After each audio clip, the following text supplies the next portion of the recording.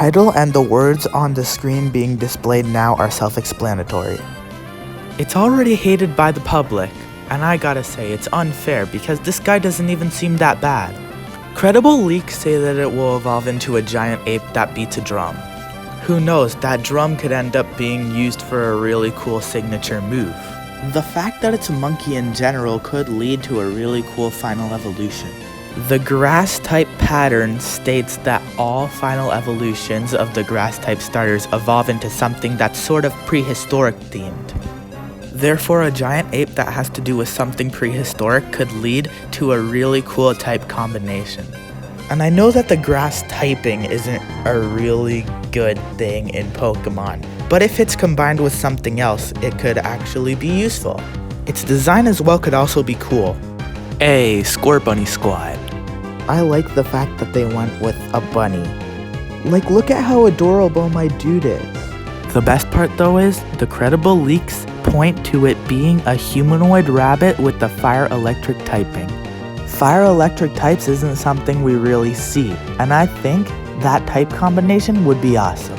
This little water lizard is a cute one, but the fact that it can make anybody cry because it cries kind of pisses me off. I don't know why. Credible leaks point to it being a giant chameleon with a spy theme. I don't know about you, but that's a pretty cool final evolution in my opinion.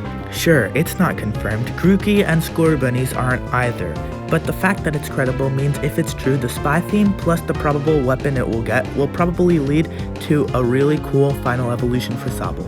Not much to say, it reminds me of Flabébé, although now the flower design is incorporated into it and it doesn't float on a flower. Its cotton afro helps protect it from enemies. Instant 10 out of 10 rating. Oh, and its seeds are also nutritious. You gotta love nutrition. Unpopular opinion, I don't think it's that cute, although if it evolves into a llama, that could be pretty cool. If they bring back those Poké-Ride things, the llama evolution could be used for it. My man here is sleek, whether it's the first starting bird of the Galar region or the final evolution of that line, or even in the middle. This Pokemon is so cool and evil looking, and the fact that it's based off of an English raven is so cool. What is this, some sort of like ancient turtle? Although its design looks pretty sleek, I think that we should get a pre and final evolution of this guy. It would be really cool to see some. They should also give him a signature move that has to do with dinosaurs.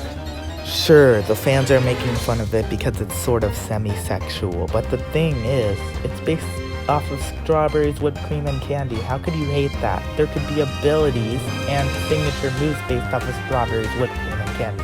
Hell, it's already got another Gigantamax form. That's like strawberries, whipped cream, and candy, but times 5, so it's not the same as its regular form. I like the way the theme was incorporated into its design, and it could lead to really cool potential for the anime, and even though it has a Gigantamax form, a possible evolution. You'd think that there'd be more Pokemon that are based off of dogs than just the number we have. This is like the 3rd dog Pokemon, but hey, I'm not complaining. I love its electric typing. Electric doggos are awesome. A Pokemon that's simply a rock is something I thought was very stupid for Geodude, but here they made it work. How, you might ask? Because the clustered rock as a body and then another rock as its head with magma eyes engraved into it is actually a pretty cool design. It is a crime if this does not become a full evolution line, because this Pokemon looks so amazing as if it's about to evolve into a pseudo-legendary. This Pokemon is awesome from what we've seen from gameplay and its design, obviously. It's basically just a pillar, but they pulled off a good design for it. A crystal pillar Pokemon. They pulled off a good design. That's awesome. I say that because on paper, the sound of it is they can't make it be the best looking Pokemon out of the new wave. It sounds like it would be the worst looking Pokemon out of the new wave, but yet they pull it off, and amazingly.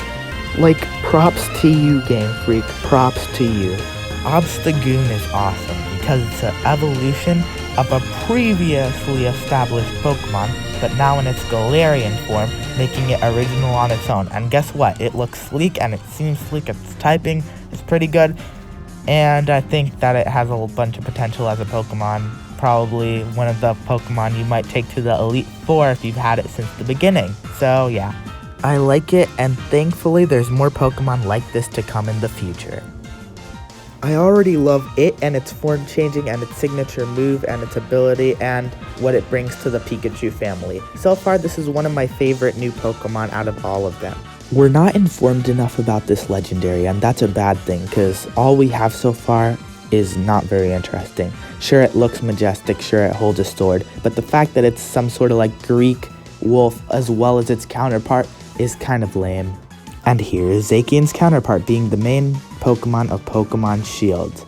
And again, the entire Roman mythology wolf thing isn't very cool to have for the main legendaries, but it does look a lot better than Zacian, although they do look pretty similar.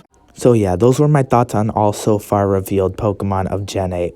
Finally, a positive thing to say about the game, considering it doesn't look very good so far, but we don't know. It hasn't released yet, so let's just see how it's actually gonna be, and let's see if my opinion on these Pokemon change after the release of the game. Ultra Toon Fan Club out.